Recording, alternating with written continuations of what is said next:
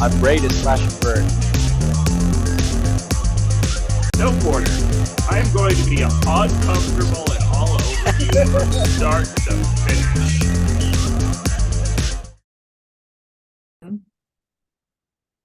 Hello, everyone, and welcome to another episode of Outside of the Box. And today I'm doing something a little bit different, and I have Henchman Sam from NHRL on with me to chat about what he does. So welcome to the show. Hi, Christine. Thank you so much. It's cool to be here. We just had our June event this past weekend, so I'm fresh out of the arena and outside of the box, so I'm stoked to be here. Yes. And for people that have always wondered that, yes, part of the idea between as far as choosing the name of this podcast was this is a phrase that many people will use, so it's very easy to incorporate low key. So, but first of all, I have to ask, for people that don't know and they're like, what's the deal with this henchman thing? What does a henchman do? I don't know. Maybe you've applied for a job before and saw at the bottom it said other duties as assigned. It's like that incarnate. It's like that is the job. So whatever duties are necessary. Between Rob, the other henchman, and I, we've kind of divvied it up. So I do more of the fun stuff and he does more of the rules and the writing stuff. But working on house bots, working on the arenas, working on the museum. I've been working a lot on some outside events for NHRL, and I guess some announcing, some media stuff. I get the mail here. A little bit of everything. Yeah. So pretty much, what, like you said, what's needed. Yeah, that's awesome though. It's kind of like a catch-all, and you just, do what needs to be done. Now I really want to talk about a few things. Obviously, I want to talk about this June event that we just came off of, which was just insane. I mean, I knew it was going to be amazing, but it really was amazing. And there were so many great matches, so many people at the events, builders from BattleBots and builders, the ones that you know and love from NHRL, just like a plethora of things going on. It was such a good mix of new people, new robots, the old heads that you've seen at every competition. Our grinders are there. We've got the big names from the West Coast, from all over the world. It was an awesome event. It went smooth. The fights were great. There was lots of fire, lots of big hits. Like we couldn't have asked for more. It was awesome. Yes, absolutely. Now, I have to ask just to get a little bit of insight there, because I mean, I have my cohort Ashley who I've done the recap shows with, so obviously like I get a little bit of insight from her, but just I can't imagine the sheer amount of work that it takes to pull off one of these events, because I mean, I've watched it from a viewer perspective. I've been there as a competitor perspective, but over the weekend, I got to do a little bit of judging and saw that perspective. And I'm just like, man, this is a lot of stuff to coordinate and make sure that like everything goes off without a hitch. Yeah, and you're right, it is. But we've got a really good team, and everyone has their specific roles, and so like our staffing guy is on point with making sure we have all the positions filled, and we've got Rob who makes sure everyone's trained up in the safety and the ref department. Gil is so amazing at coordinating both judging and stats and working with the builders and answering like every single question somehow 24 hours a day, it seems like. And then like on the facility side, we've got Eamon and his team who make sure all the cages are set, painted up, looking good, functioning properly. There's like the whole tech element of like the custom software that's integrated with the bracket software that we can control in the cages, and that is connected to the broadcast booth. So there's like triggers that happen from everything. It's so much that has to come together. And we usually get all of it together in time. Sometimes there's some unforeseen thing that arises that we're capable of dealing with for the most part. So I feel like we seldom make the same mistake twice, and we are still taking risks, like trying new things, because it's kind of unknown ground, like starting a fighting robot league. And so there's stuff that we try out that doesn't work. There's stuff that we try out that sticks around every single tournament after that.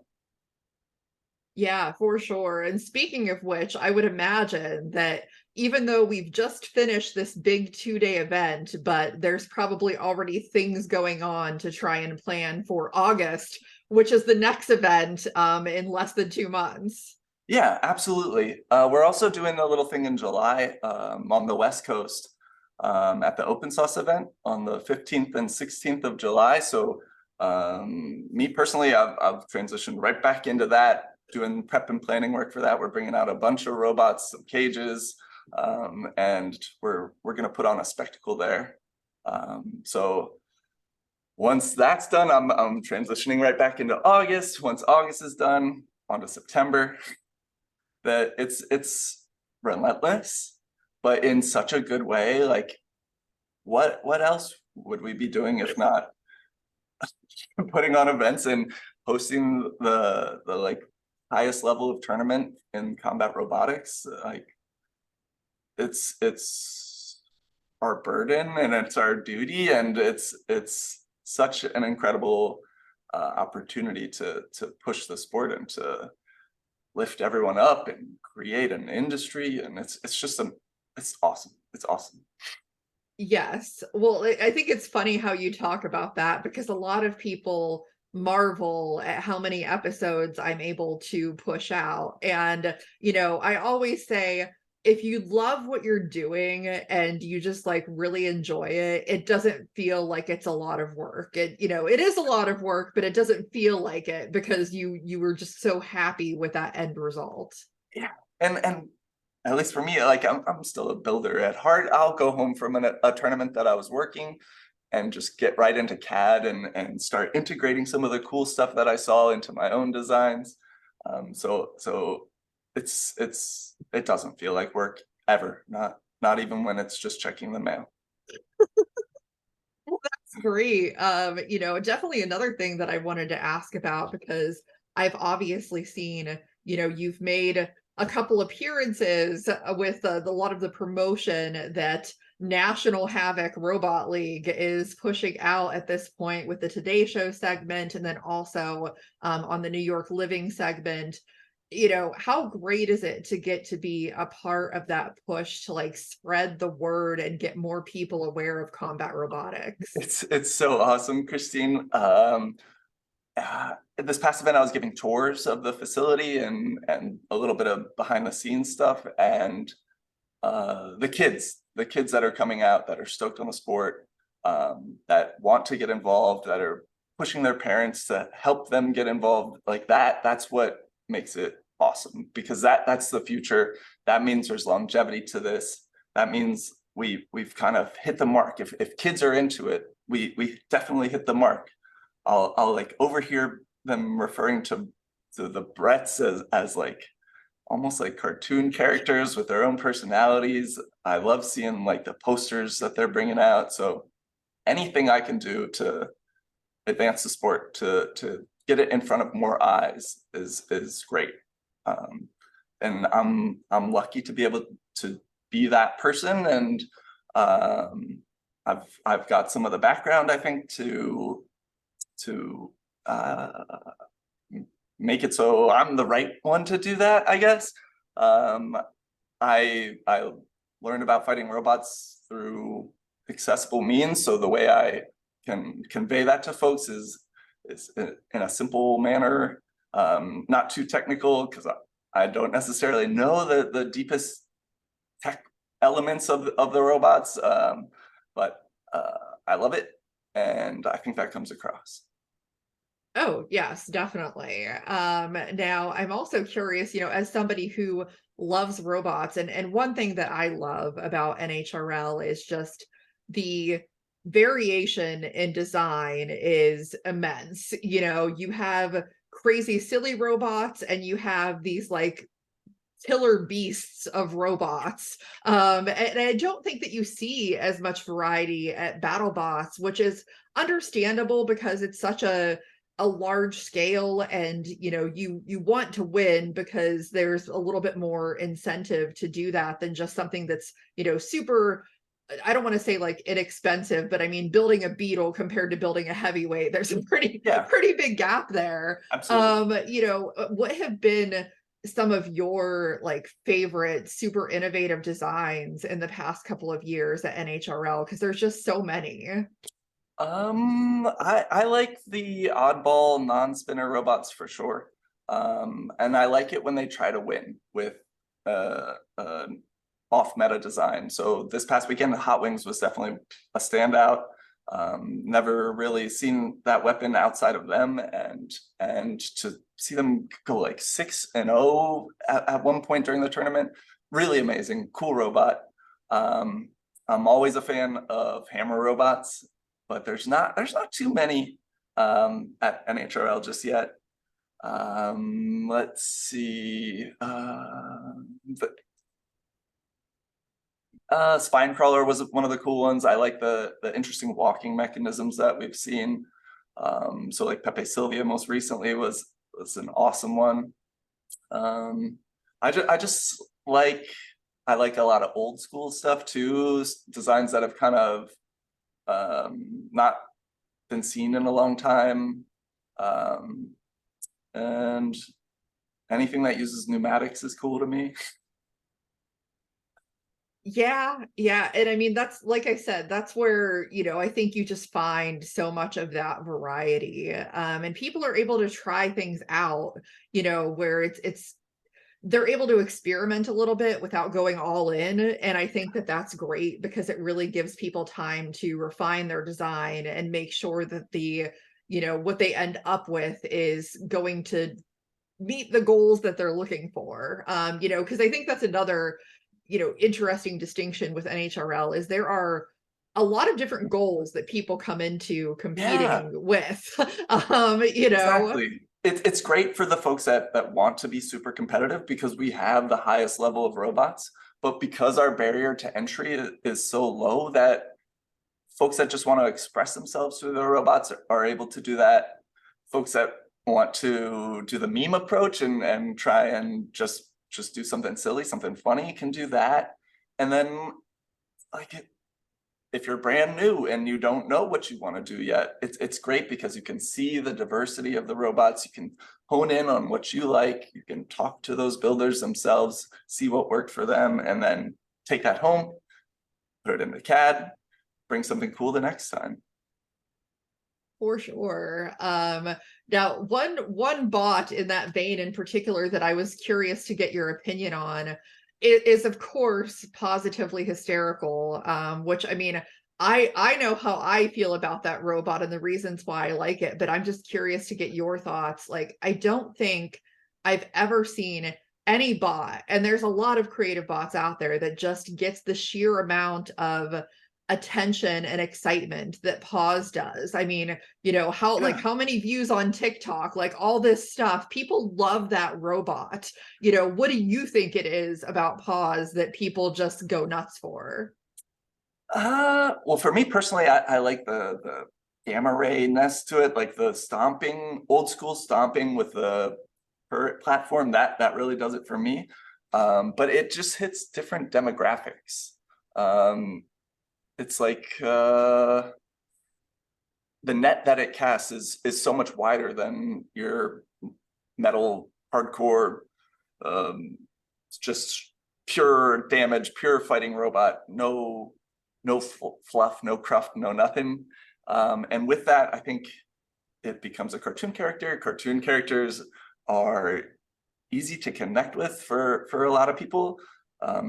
It's got big eyes like a baby, and I think we're like programmed to like babies. So maybe it's the babiness of it. It is probably one of the most adorable things that I've ever seen that is non-sentient, although who knows, maybe Tom's gonna find a way to make it sentient. I'm not really sure. So I think it just happens on its own somehow. Who or knows? just exactly. Chat GPT will find a way to get into pause and do something. So but yeah, I mean, like I think there's just so much to be excited about in combat robotics right now, and just a lot of growth. And I personally would love to see events at like the level and quality of Norwalk in a lot of places. And I mean, I think that seems to be the eventual goal, is to kind of push in that direction. Yeah, but you can already see like the NHRL effect on other events. The grant money that we gave out at the end of last year has turned into cages, has turned into new events popping up. It's really awesome. For the first time outside of a Norwalk event, there's like builder meals at events and stuff. It's awesome to see that NHRL effect. Because the non-NHRL events are super crucial to the sport. Like, we are not the only game in town, and we should not be. We need those varying levels for people to be able to enter the sport at whatever they need. And so I'm stoked that they're going strong, and new ones are popping up, and the ones that have been around for a few years are really maturing. They're seeing big numbers. It's awesome. It's just awesome. Definitely. Now, last question. I mean, I know that you've built, you've done some building and things like that, but I mean, if you could build a robot today, and had, whatever resources to build whatever crazy idea you have, like what is the best estimation of what you would build? I have so many CAD designs, Christine. So I'm ready to pull the trigger on a ton of robots, but with no limit on resources, there's like a rail gun that shoots at just under 150 miles per hour, which is our projectile limit. I think it would be pretty cool to incorporate that into some sort of walking robot and build my own little metal gear.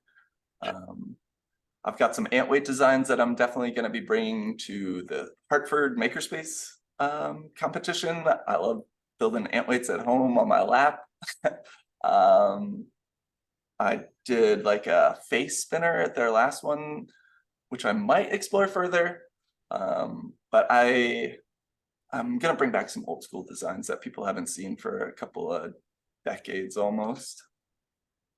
Awesome. Well, I mean, I'm always in favor of that. I've been at least following BattleBots since the beginning, so I've seen some of that stuff, and I mean, I think there's definitely value in what existed back then to kind of maybe take a modern take on that now. Yeah, just slap a brushless and some lipo on an old design and see what happens. Exactly. Awesome. Well, I definitely am looking forward to seeing, what you and NHRL are able to do, because I think it's just amazing, and just a really great time for anybody that hasn't gotten into the sport to do it, because it's just going to continue to grow. So yeah, it's never been easier to enter. So there's nothing stopping you if you're interested. And Christine, thank you so much for doing what you do and for pushing the sport on this side of stuff. It's super crucial to like have these media outlets, and for people that are interested in the sport to have like a peek into some builders' minds. It's awesome. So thank you. yeah, absolutely. Everybody needs to keep supporting combat robotics. And if you're watching the show, please make sure that you like, subscribe, all of that good stuff. Believe it or not, it does make a difference. So I appreciate everyone who follows, and just keep watching the show. Yeah.